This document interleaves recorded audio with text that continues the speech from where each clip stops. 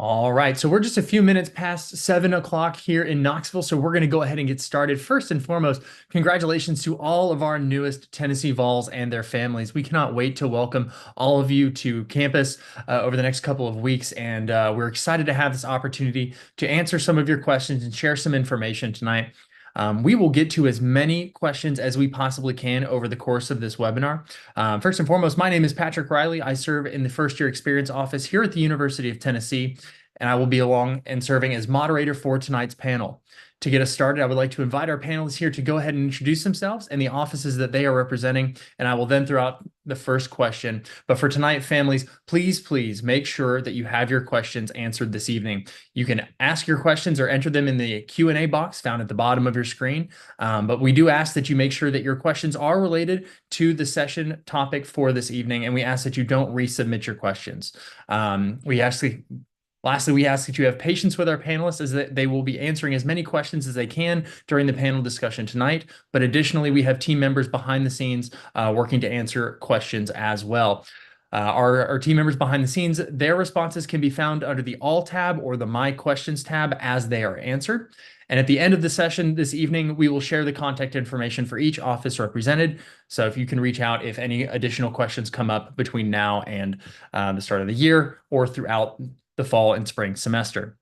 So I'm going to go ahead and stop talking now and turn it over to our panelists to introduce themselves, starting with Nick. And Nick, if you could also share one thing that you are looking forward to this semester. Awesome. Hey, folks. Welcome to UT. Congratulations. I'm Nick Guzman. I serve as a coordinator for student programming in the Center for Student Engagement, working primarily with our campus events board and office programming initiatives. One thing I'm looking forward to is having all of our students come back and getting our programming kicked off the first week of classes. So looking forward to having y'all back and having y'all on campus. Thank you so much, Nick. Next, we'll move to Sergeant Colby. Hello, everyone. I'm Chris Colby. I'm a sergeant with the University of Tennessee Police Department, and I work in our community relations unit. So my unit is the individuals that will be teaching different programs across campus, working with our partners on campus as well to kind of educate and let the community know that we're here for them. And we are so glad that you guys included us with this and look forward to answering all your guys' questions. I see one already, so I'll get to answering that real quick. Thank you, Sergeant Colby. Dante. Hello, everybody, and welcome to the Big Orange family. My name is Dante Grayson, and I serve as the student body president here at the University of Tennessee. One thing I'm super excited and to see this year is just the new students on campus, as well as welcoming all the new families to campus as well. So a big orange welcome. Thanks, Dante. Next up, Dean Hughes. Hey, good evening to all of our families. Welcome. We're so excited for you all to get here on campus again and see all your shining faces. I'm Byron Hughes. I have the great opportunity to serve as the Assistant Vice Chancellor and Dean of Students and work alongside many of these folks that you see here on the screen as well as across our campus to make sure that your students thrive and flourish personally, socially, and academically. So the thing I am most looking forward to, though, I think this coming fall is just seeing everybody back. I mean, that might sound pretty corny and probably typical, right? But when you go a couple months during the summer without having a lot of students on campus, you certainly welcome the Big Orange energy that they bring. So again, we can't wait to see you all here in a couple short days. Thank you, Dean Hughes. And last but certainly not least, Philippa. Hi, I'm Philippia Satterwhite. I am the coordinator for the Center for Financial Wellness. And so we are really here to help students around kind of money management, resource around like making sure they're getting the most out of their financial aid, out of the money they make, or the money that you might give them. So making sure they are using those to the best of their ability and building good habits. And so what I'm looking forward to, I know people have said it, but I think, each class that comes in, they bring their own energy, they bring their own like questions and their own way of, going about campus. And so I'm always curious to see kind of what new things, what interesting things they're going to be interested in and want to learn about. Thank you to all of the panelists. As you can see, our panelists tonight represent some wonderful departments on campus, and I'm sure you all are eager to have your questions answered. I'm sure families, you have tons of questions related to these respective areas of expertise. So please do not be shy about throwing those questions in the Q&A feature. Once again, we do ask that you keep those questions related to the expertise of our panels. But for now, I'd like to go ahead and kick things off and direct our first question over to the Center for Student Engagement. Nick, how can new students find all of the active clubs and organizations that are on campus? Thank you for that question, Patrick. We have over 450 student organizations here at UT that your students are able to join. You can find those, and they can find those at Vollink, which is vollink.utk.edu. That is where all of our student organizations are currently going through the re-registration process and about to get kicked off for recruitment. I would say and strongly recommend any student looking to get involved, which hopefully is all of them. They come to our engagement fair, which happens on Friday, August 23rd from 4 p.m. to 6 p.m. on Ped Walkway. We have about 200 to 250 student organizations that will table that begin their recruitment process usually at that time. Some groups start a little earlier, some will start a little bit later after that time, various application processes, etc. But Vollink is the hub where you can go and find specific clubs and organizations that are related to interests. And if for some reason your student doesn't find a club that interests them out of those, they're able to find 8 friends with a similar interest and start their own organization. They can stop by the Center for Student Engagement or reach out to us at engaged@utk.edu. And we can set up an appointment with them to get them set up with their new student organization. So we're happy to help folks get connected to those student organizations as well as some other opportunities within our office as well. Excellent, Nick. And I agree. There are many, many, many student organizations on campus, from robotics to specific organizations and anything in between. I think I've seen quite a few that I'm like, wow, I didn't even know that. Nick, another specific question for you. Are there student organizations that are focused around specific career paths, maybe major related, poli-sci, law, history, things along those lines? Can you share a little bit about what some of those might be?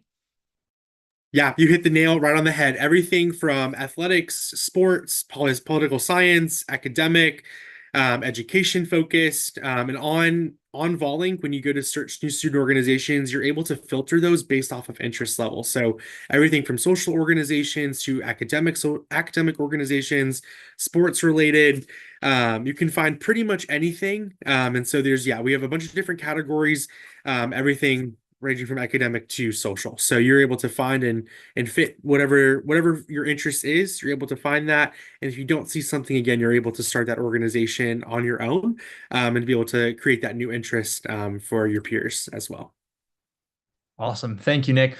Speaking of student organizations, we do have one that is represented right here as well. Dante, I've got a question for you. How can incoming students be involved with Student Government Association on UT's campus?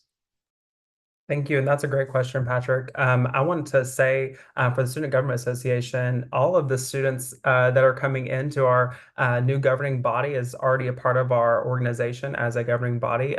We go by a motto, everyone's a member. And so we really want to open up the applications to different committees, ranging from administrative committees all the way down to our student services committees who are doing most of our programming within our organization. So as students come in, if they're interested in any type of areas, I will put my email down in the chat so students can actually email me if they have any specific interest, and we can get them to who they need to be in or the application. So we're really excited to welcome all the first years into the big governing body we already have. Excellent, Dante. You mentioned that the motto being everyone is a member, and I think you all do a wonderful job of kind of meeting students where they're at and connecting with everyone. Can you share a little bit about how Student Government Association ensures that the voices of the entirety of a diverse student body are heard and represented through university policies and events? Absolutely. One thing that I get to have the privilege of doing within my position is meet with a variety of different administrators across campus, including our Dean of Students who is on this call, as well as I'm advised by the Center of Student Advocacy and whom put on this panel. So I'm very excited and also very thankful to have these collaborative efforts as well as these conversations regarding all student advocacy or programming as well. So across campus, that's essentially what I do within my position, but all the other elected and appointed officials, such as our undergraduate senate and the other like the vice president, also has this ability to also write legislation for students as well as advocate for them within these positions. And Dante, I think you made a wonderful transition there in mentioning the Dean of Students.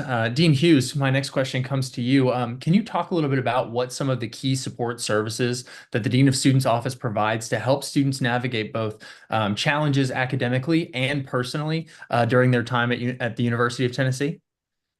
Sure, Patrick. So, as part of the Office of the Dean of Students, we really like to think of ourselves as we're a collection of offices and centers that are really built around helping students think about aspects of their lives and how we help them through advocacy, support, and mattering belonging. And so that can happen in our Center for Student Advocacy, as Dante just mentioned, which is a center that is devoted to helping a student and their family navigate the University of Tennessee and whatever the need might be, whether it be an urgent issue where they're trying to figure something out, or if it's just simply advice. It might be even being connected to other offices. So, for example, Nick's office or Phillip's office or even Sergeant Colby's office in terms of I just need to know more to be able to thrive here at UT. We also have our Center for Basic Needs, which helps our students that are experiencing some sort of insecurity or gap as it might relate to food or maybe it's housing or maybe there is something that is unexpected that has happened in their lives that has maybe caused them financially to move in a different direction than they planned, and they just simply have no means to be able to remain here at the University of Tennessee. We certainly want to do what we can to be able to help those students out. We also have our Office for Multicultural Student Life, and as well as our Pride Center, which really does help our students that are living on the margins here within our community, as well as our underrepresented populations of students, find community and connection, simply put, and those are two great community centers where students get to interact with our teams, they get to interact with students all across campus, and again, experience the University of Tennessee for its fullest. We have student disability services, which is also part of my office, and that office, of course, is helping our students find greater accessibility to the University of Tennessee. We'd love to think that we were the most accessible, and everything here was created with all in mind, but we certainly know that's not necessarily always the case. And that team there does an exceptional job working with students and families, and even our student conduct office. That most times people might not think of that being a support office, but it is. Quite often, obviously, life is going to be full of times where you're making decisions that may not want to be. You may not want those to be the right decisions, but that they are decisions that got made, and that team there is helping you do the next right thing, as they say, and helping you get more connected with community and feeling more connected with your purpose here. And then, of course, we work alongside other folks in offices within the Division of Student Life, our Center for Care and Resilience for students that are in distress.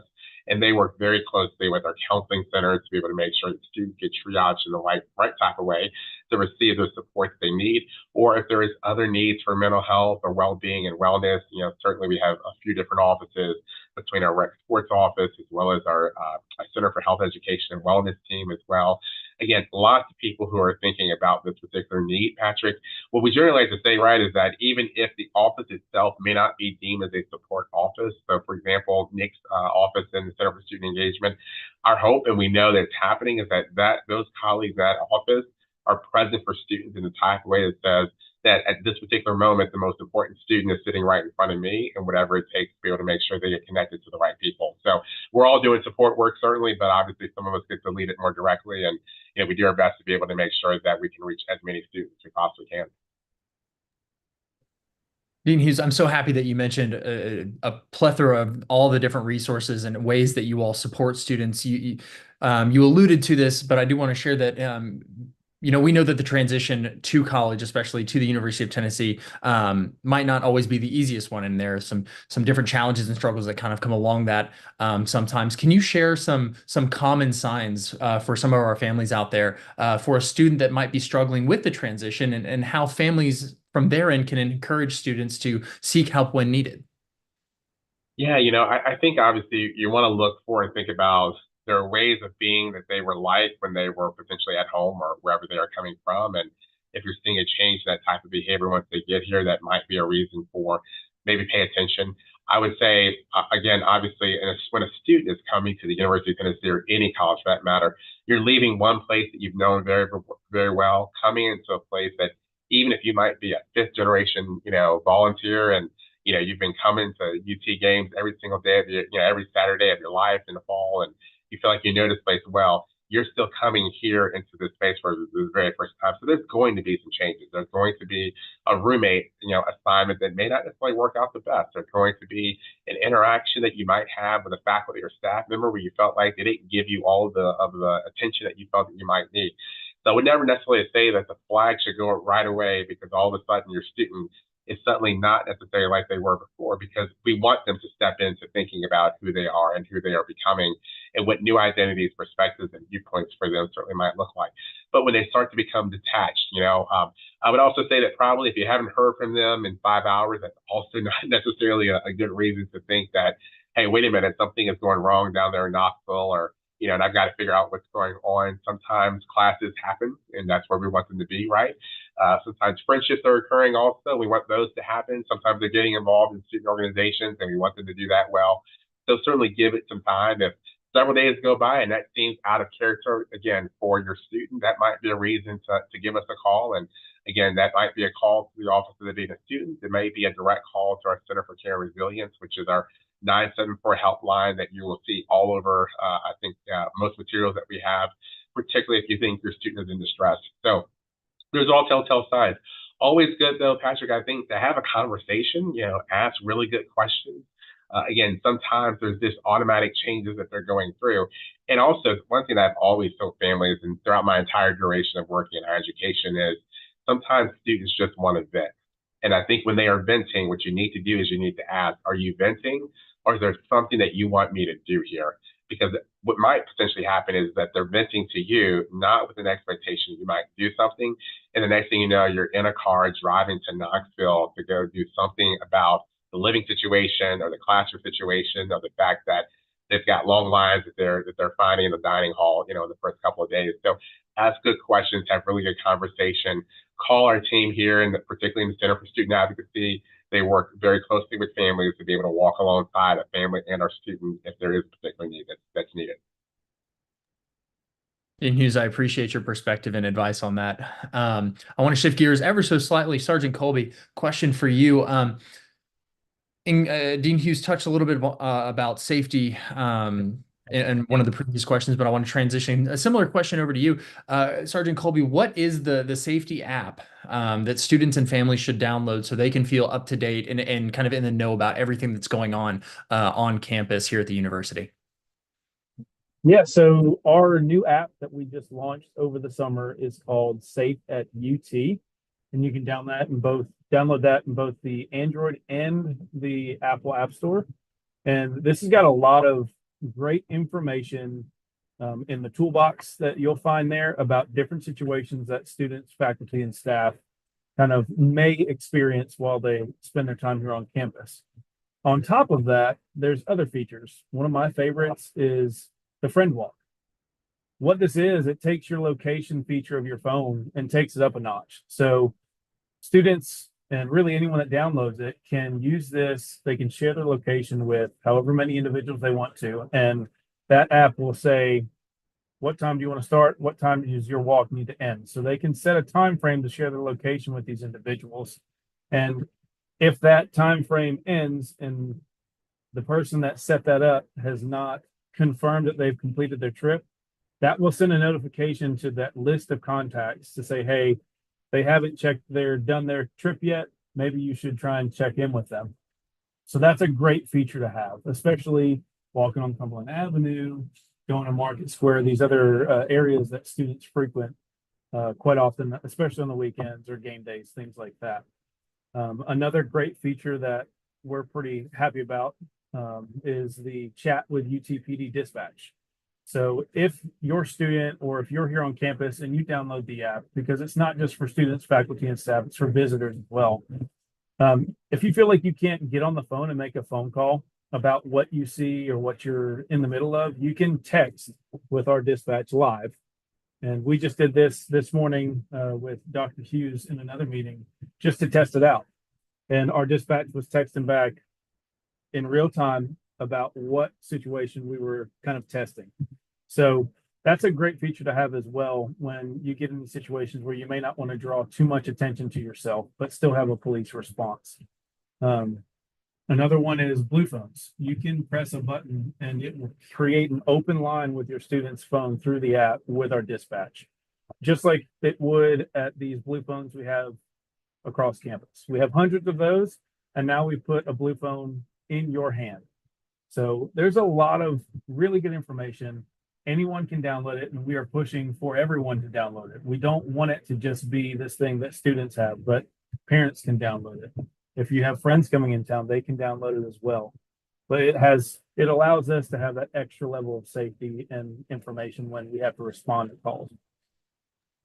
Sergeant Colby, we definitely appreciate the proactivity that you all have put in the time to create an app or help develop an app that is safe and that students can use in times, whether it's at night, whether they are on Cumberland, as you kind of mentioned. One of the other questions that we kind of have gotten in the Q&A feature, can you talk a little bit about what type or types of self-defense tools what type or types of self-defense tools can students carry on them while they are on campus here at UT? Yeah, so in the past, Hill Topics has restricted certain devices that they can carry, but that has now changed. So just so I make sure I'm not saying the wrong things here, let me get the list out. So right now we have pepper spray, sound devices. So if there's a personal alarm that you carry that's real loud, you can carry those. Taser and stun guns. So you won't be able to buy things that we carry, obviously, but there are similar devices that you can that are made for civilians that you can carry that are relative to a taser or a stun gun. And then improvised weapons. So that could be anything to defend yourself. We teach in our programs to students, faculty, and staff that sometimes you may have to improvise in the moment. You may not have any self-defense weapons, so you have to use your mind, situational awareness, and kind of look around and see what you can use to defend yourself. We also cover that if you decide to throw the first punch or take the first reaction or action, that doesn't necessarily mean that you are wrong. There are certain situations where a court will look at objective reasonableness, meaning would another person in the same exact circumstance take the same action that you did? So we like to kind of encourage every student to carry some type of self-defense weapon that aligns with policy and procedures here on campus. As far as the question, Ms. Davis, for pocket knife, they are allowed to carry a certain sized pocket knife. I don't have the exact limitations on that, but that will be in Hill Topics as far as the specifics to that. Sergeant Colby, I appreciate your insight on that. And again, I appreciate you all for being so proactive with both the app and the information that you do include in Hill Topics for all of our new students and their families and guests at the university. Flippy, I'd like to transition over to you for a couple of questions, if that's okay. Can you share a little bit, just from a broad lens, what types of services are provided by the Center for Financial Wellness and how students can sign up for a one-on-one appointment? Yeah, so we do offer a broad range of services for students between like one-on-one appointments, and we do presentations on campus, we do tabling events. And so we really are trying to increase students' awareness around kind of financial literacy and efficacy and making sure they understand kind of this next phase of their kind of journey of and around money. And so the way students can access the things that we have available is through our website, which is financialwellness.utk.edu. And there they can make an appointment with us. We do virtual and in-person appointments. So that way, if they are, they're in the middle of studying and they're like, hey, I need to make an appointment. It's 2 a.m. They can definitely do that. And if they want, someone else, like, a parent to be in the meeting with them, they can do that. One of the things we like to tell students, like, hey, the first year you live on campus, maybe think about moving off campus, and you want to start having a conversation about like what kind of expectations can I set for my roommates? Like, should we have a apartment budget? How do I begin having those conversations around, hey, I don't mind you eating my cereal like one time, but I've been paying a lot of money on cereal this like the last couple of months, and so how do we kind of we negotiate living together with someone maybe who you haven't lived with before. And so we try to find ways and meet students where they are and try to really talk about things that are relevant to them now. But also we do things like like, hey, you just got a job offer. Let's talk about what this means, what these benefits mean. How do you, we like you're about to leave college and you're gonna have to repay these loans with this, this job that you have. Are you gonna be able to cover kind of the loan repayments? And we talk about that early enough where we can say, hey, you're a first year student and you're thinking about borrowing. And I know a lot of students get a lot, are very concerned about their borrowing levels. And so we try to give them some context of what that means, what it looks like, so that they aren't over borrowing, but also they're not under borrowing. Just making sure they are prepared for that next step. So we try to think of us as a student as a part of their life cycle here as a student, and then when they're off campus. And so these topics are really broad, but that we can then tie them back to things that are kind of really relevant to them right now. So that's kind of in general what we do. And again, students can meet with us virtually online or in person. We also have our office is located on the ground floor of Hodges Library. So we are right outside of One Stop. So One Stop sits right across from us. And so if they know where One Stop is, they'll know where we are. And they can come in and we can kind of get them set up and scheduled. And they'll probably come across us in their classrooms where there's a first year studies module. They'll talk about, Center for Financial Wellness. And so they'll be introduced to that as well as various programmings across campus. A follow-up question. You somewhat alluded to this a little bit earlier. Can you share a little bit about how families specifically can be involved or support their students in developing strong financial habits without kind of overstepping what that line is that kind of marks their newest new independence with coming to college?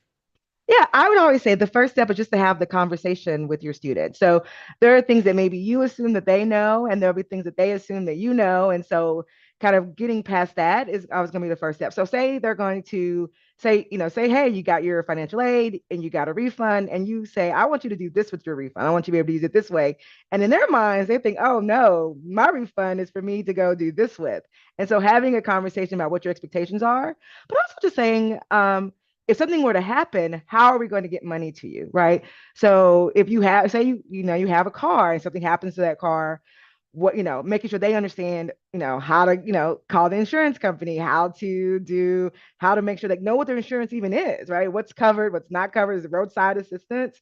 And so those things that are probably going to be the most relevant. And then as they progress, there are going to be like times for those conversations because we know that students get most of their financial behaviors from their families. And so you are a huge part of their understanding about money. And so making sure that you're having those conversations and setting expectations. I also recommend that families, if you're not an authorized user on your student's account, to make sure you are. And so that way, sometimes things can get lost in translation. And so there's a time students like, I thought my parent told me to come and have this conversation, and like, oh, okay. And not really clear on what that is. So I think those are going to be the big pieces. And so you want them to grow and I would say they're probably going to make a mistake. It all happens to all of us. And so helping them learn from those mistakes. So if they, get a credit card and they like, I thought it was like a debit card and I just, used it and didn't know these things are going to happen. So setting expectations, also being aware they're going to make mistakes, and then being supportive and helping them learn from those. Hopefully not too costly a mistake, but just helping them kind of learn from that. Because again, you're going to be the best teachers. Olivia, thank you so much. Mhm. Dante, I want to transition back to you. We've touched on a couple of these different things. Specifically, we touched a little bit about safety, a tad bit about mental health, a little bit about well-being, specifically financially. Dante, can you talk a little bit about how Student Government Association addresses and advocates for student concerns related to some of these things, safety, mental health, well-being, and what they can expect from you all during their time on Rocky Top? Absolutely. And I love what Ms. Satterwhite was saying regarding all of these wellness aspects, is because the Student Government Association truly takes student well-being very seriously, as we're in constant communication with our Vice Chancellor for Wellbeing, Dr. Zambino, as well as making sure that we are working very closely with the Dean of Students Office to make sure that student needs are addressed essentially.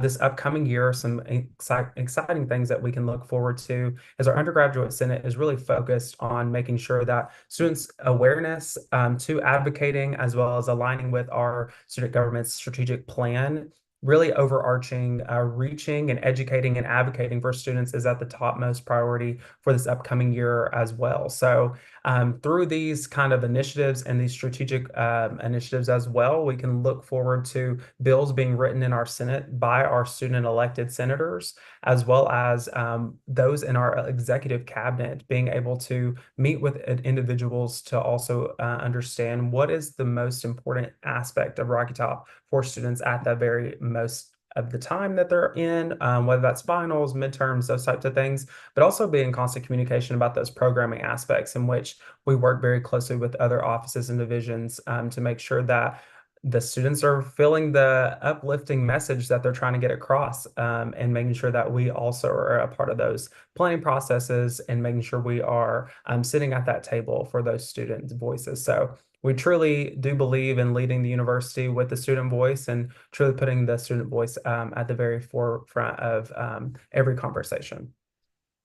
Now, Dante, you talked about a couple different things here, and you mentioned student senators. I also know that there's the executive board. Are there any other opportunities outside of maybe those two things? And you can feel free to elaborate on those two as well. What other opportunities does SGA provide for students to get involved in leadership roles that could possibly contribute to the campus decision making that you previously alluded to?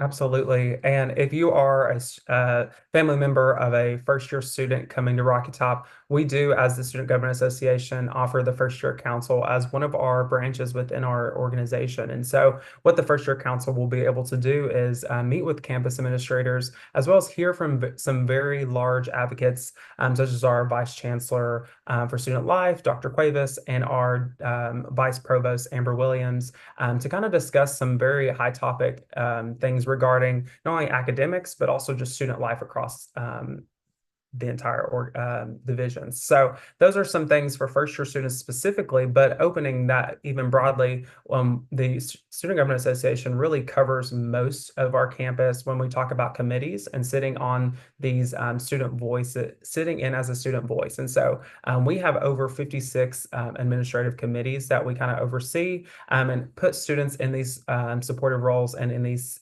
chairs to actually be able to talk. So one of those boards is parking or dining or all the way up to environment sustainability. And so be able to put students in these rooms with these other individuals to talk about these very important topics across campus is something the Student Government Association has been doing for years. So we're truly excited as our administration this year to really amplify that. And with our website being sga@utk.edu, these opportunities can be found on there, as well as our Instagram, just UTK SGA on there. So all these opportunities are all across our platforms, and we really want students to take advantage of these leadership opportunities. Dante, I appreciate your insight as always. Dean Hughes, we're going to transition over to you. I see you've sparked a very specific question here with your most recent comments. So my question, or two-part, Dean Hughes, and to you, what should students expect on their first few days of classes? And a follow-up to that, how long should students expect to have to wait in lines for breakfast, lunch, or dinner? Yeah, I saw that question coming in and thought, oh, well, there we go. Yeah. So, yeah, I think one thing to always think about when it comes to that first week of classes is, kind of the mantra that, the only constant is change. So, that first couple of days of classes, for some, it might be full of already assignments that are already they're hearing about. They should expect to receive a syllabus if they haven't gotten it before they got to class. And instructors, faculty will want to review the syllabus and certainly talk about what students during that week, what to expect. What can also happen at the same time, of course, though, is the student might decide to change their mind and they might participate in our drop ad period to change their classes because they realize they didn't really want to take what they signed up for. And there might be open sections of something else. And they can always work with their Vol Success team or their academic advisors to be able to work through that, should that be the case. They can expect that they're trying to figure out a schedule and life. Again, when you go from being maybe in a place where your life was kind of the same from day to day, you woke up at a certain hour, you were at school by a certain hour, you had practice at a certain hour, what Monday looks like is going to be very different sometimes than what Tuesday is going to look like. And so I think that's what people can start to expect is, what do I do, one, with all the time that I might have, or how do I make it from one side of campus to the other side of campus in 15 minutes? Is it possible to do? Absolutely. It's definitely possible to do. though we are a large campus, is actually quite compact in terms of being able to get where you need to be. And I think with respect to our dining centers, I would say, there are times where everybody thinks that they should be eating. And usually it might be around 8 o'clock, around 12 o'clock, and then probably around 6 o'clock. Well, there are 6,800 or so brand new students who are all thinking the same thing. And so I think what you start realizing in that first week is I can actually deviate my schedule based off of when do I really want to eat, for example. So, and there are so many different options available to students, no matter where you are on campus, from the Rocky Top dining hall experience where you're going in, it's a sit down and it's, all you care to eat while you're there, or a pod market where you can pick something up, or a Chick-fil-A or Big Orange Grill here in the student union, wherever you might be. There is more than enough dining on our campus to be able to allow for our students to be able to eat when they would like to eat. Will there be some long lines? Yeah, absolutely, because I think people are still trying to figure out their way. There's also long lines in other places on campus, just in terms of feeling like there's a lot of people all together. So all of a sudden, people start to kind of fall into their schedules and fall into what works best for them. And then all of a sudden, very quickly, you start to see things kind of subside. I think the more that people start realizing, oh, I don't really need to eat at 12 because actually I just woke up maybe at 10, potentially, right? And I don't need to be in the dining center right away. So I would say that, certainly don't despair, but you want to plan it out. So, for example, if class starts at 8 o'clock, I would never recommend, no matter what time of year it is or what year you are on campus, that you slide through a dining location at 7:50 and think you're going to get to class by 8 o'clock, because that may not be realistic, right? But even if it's Starbucks, for example, trying to grab a hot chocolate or a coffee on the way to class. So I think it requires planning and certainly knowing kind of what you're doing while you're doing it. And again, certainly being patient enough for others. Again, everybody's trying to figure these things out. And again, it only takes several days for people to really fall into a system. I know Dante obviously has been through this before. Dante, I don't know if you would care to add anything with respect to that. As a student, specifically, and also just talking about on a student's perspective, I think Dean Hughes is correct. I feel like in these dining halls, especially in the very early mornings, it does seem that students are now figuring out their ways in which around our campus community and when they can and when they should be eating. And so I think it's just finding that really good habit for yourself and for your student to be able to understand, like, yeah, I have a class at 12, but maybe at 1 after the class I can eat. And then maybe they'll figure out that's their pattern. And so it's all about pattern, all about habit. And I feel that in each student's schedule, they'll be able to figure that out very fast. But I wouldn't say that there's too long of a line anywhere, because our university does such a great job at making sure that there's food accessible for all students. And as Dean Hughes even mentioned, in our basic needs, we do have something called our Big Orange Pantry. And so this is an opportunity for students to come grab a free meal on the university and walk through and talk to our basic needs center.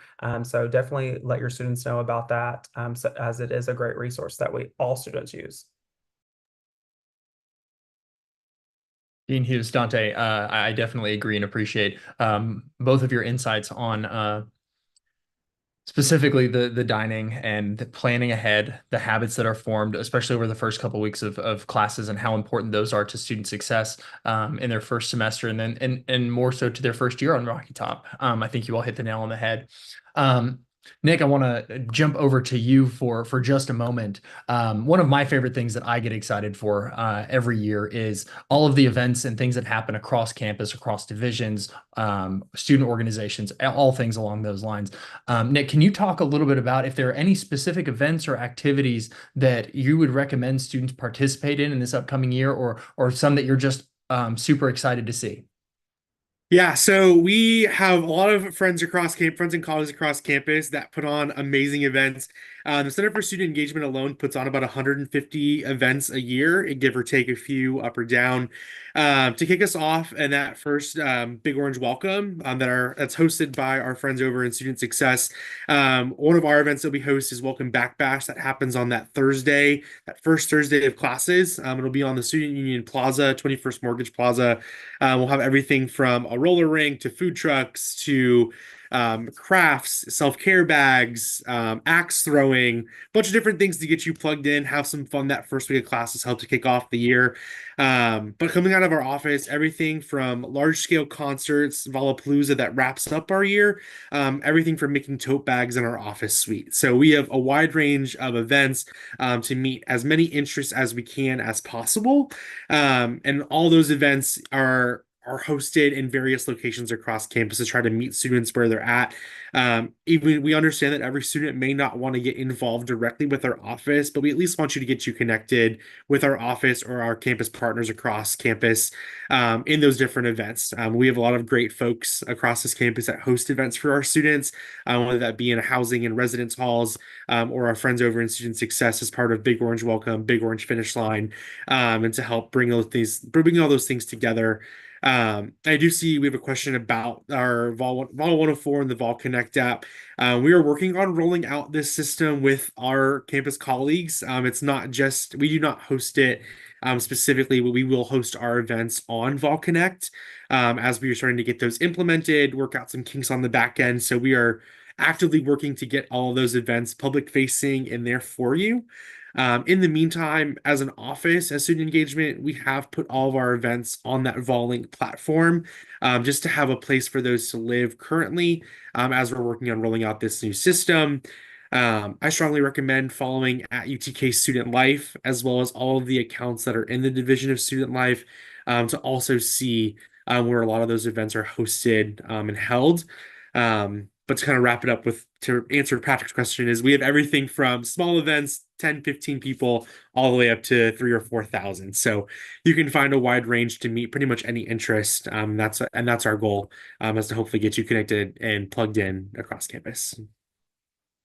Nick, I appreciate your answer so much.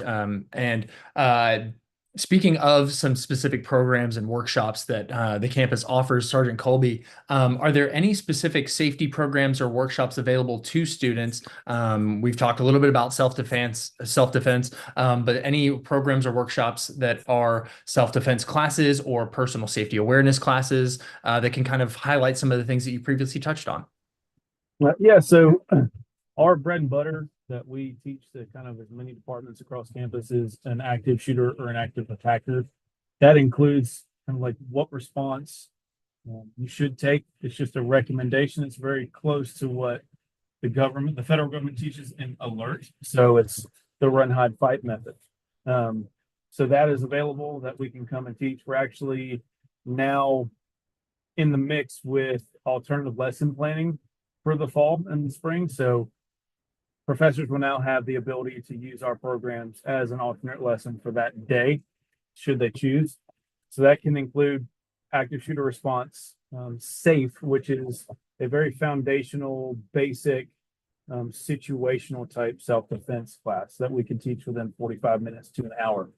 The other thing that we try and teach is things like spring break safety. We just developed a new program for specifically situational awareness for students that we're going to be offering this fall. We do offer RAD, which stands for Rape Aggression Defense. Now that is specific to females or individuals that identify as female. And that is foundational class again, but they also get to be put in situations and go through what we call simulation, which myself and other officers dress up in the big red man suits, and we put you in a situation like you're waiting for your Uber, and then we kind of grab you or take you down, lift you up, and allow you to use everything that you've learned over 3 or 4 days and put it to the test. So you get a real life scenario. So we teach that as a 3-day class, a 4-day class, and then female students also have the ability to take that as a PE credit in the spring. So we offer a lot of different variations of self-defense. Personal safety is another one. We've actually taught that as an alternative lesson in the past. But a lot of these programs kind of teach the same thing. We try and teach stay in groups. Make sure that you aren't wearing both your earbuds in and have the noise canceling turned on. So if you are out for a run, you can listen, you can pay attention to things around you. So we try and incorporate the same methods in each one of those different trainings. Thank you, Sergeant Colby. At this point in time, we are reaching more towards the end of the program here this evening. I want to go around and ask each of our panelists one final question. And panelists, that question is, what is the best way to contact your office if parents and family members, supporters have additional questions? And so what we will do is we'll start up at the top. Nick, what's the best way to contact your office if parents and family members have any questions? Yeah, so we have a few different methods. The easiest and simplest way would be to email our office email, which is engaged@utk.edu. That's the easiest way to get in contact, and we will forward you on to the correct person in our office. Our phone number, 865-974-5455, is great. We will have engagement ambassadors that work from 8 a.m. to 5 p.m. That are able to get you connected and plugged into the different resources. Following us on social media at UTK CSE.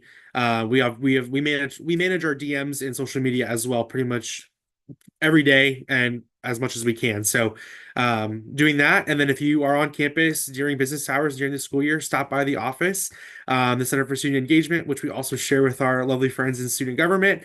And so you're able to stop by and we can get you connected and plugged in as many ways as we can. Thank you so much, Nick. Philippia. Yes, so the great way to reach out to us is financialwellness.utk.edu. That is just our website. It'll talk you about like our programs. We'll have a list. We usually list our programs, upcoming webinars there. If you have questions you want to ask us directly, you can email financialwellness@utk.edu. You can also call us at 865-974-0033. We also will, we also reach out to students a lot. So we send a lot of communications about our programming out to students. So they're always going to be aware of what we're doing and when we're doing it. So, I would encourage you to have your students check their emails just to see if any events that might be happening around financial wellness. Thank you, Philippia. Dean Hughes. Well, thanks, Patrick, and thanks for leading this discussion tonight. So, to reach us in the Dean of Students office, as it says on the screen, dos@utk.edu is a great way to be able to email us. You can always call us at this number as well. If you find yourself on Instagram, give us a follow. UTK Dean of Students is our handle, and we always love to connect with you as much as we possibly can.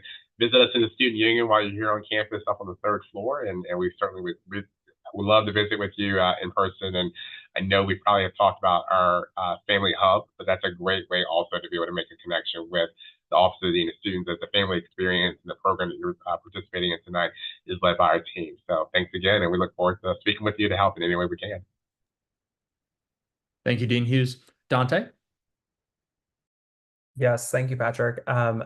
We want to welcome all of the students in our Big Orange family to our suite that we share with CSE, the Center for Student Engagement. Our office number is 174B downstairs in the Student Union. So definitely have your students stop by anytime. We would love to have them, as well as my email specifically is sga1@utk.edu. And you can also find us on our Instagram at UTKSGA, or even our website at sga@utk.edu. Lastly, Sergeant Colby. Yeah, so our contact information there is utpolice@utk.edu. We have both our emergency and non-emergency numbers. Both of them start with 865-974, and the emergency number ends with 3111, and the non-emergency is 3114. If you guys have any questions whatsoever, you can always email us directly in the Community Relations Unit. We also go by crew. So that email address is utpdcru@utk.edu. And we'll be glad to answer any questions at any point in time. We monitor this during normal business hours. And me being me, I like to monitor it a little more than normal business hours. So if I catch it, I try and answer them as quickly as possible. So again, welcome to Rocky Top. And if you ever need anything or have any questions, please feel free to stop by our department, which is at the bottom level of G13 Garage, 1101 Cumberland Avenue, or give us a call or an email. Thank you, Sergeant Colby, and the rest of our panels. Thank you so much for sharing your stories, insight, information on what students can expect, what the University of Tennessee has to offer, all of the resources, the contact information, all of those things. Thank you again so much for serving as panelists here this evening. New Vol families, thank you again for joining us for tonight's Tennessee Family Series. Before we conclude for the evening, I want to briefly share just a few quick reminders. Please take a moment to complete the session survey. You can follow the link in the chat box or in the post-session email. And New Vols, if you are on this as well, New Vols, if you have not already, please don't forget to complete your Vol 101, which is the University of Tennessee's online orientation modules. And we look forward to welcoming you to campus in just a few short days. Lastly, we'd love to stay connected with you and your family and any supporters and encourage you to join the Tennessee Family Association. That will wrap things up here from our end. I hope you all have a wonderful, wonderful evening. Thank you so much for attending the Tennessee Family Series here tonight. And last but not